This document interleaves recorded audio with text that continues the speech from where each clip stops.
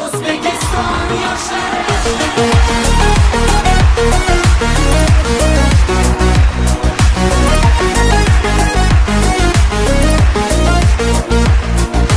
yoshmiz dilimizda ezgu ahd bo'lgay, har yurakda shiddat bo'lgay, shaxt bo'lgay.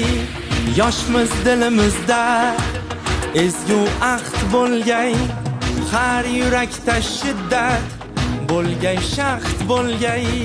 Yurtboshimiz ko'rsatgan yorug' yo'lda manzilgacha yo'ldoshimiz baxt bo'lgay.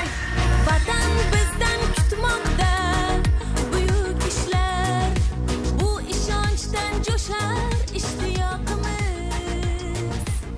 Bunda jamdir barchinoy alpomishlar, ko'ksi baland yoshlar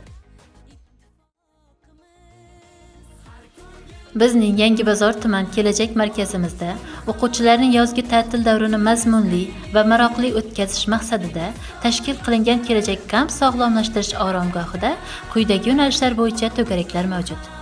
Birinchisi, Prezident ijod va ixtisoslashtirilgan maktablarga tayyorlov to'garaklari. Ikkinchisi, STEM to'garaklari. Uchinchisi, ilm-fan to'garaklari. To'rtinchisi, inklyuziv to'garaklar. Beshinchisi, xorijiy til to'garaklari. Oltinchisi, madaniyat, san'at va hunarmandchilik to'garaklari. Yettinchisi, sport to'garaklari tashkil qilingan bo'lib, mazkur to'garaklarga jalb qilingan o'quvchilarning barchasi faol qatnashib kelmoqda.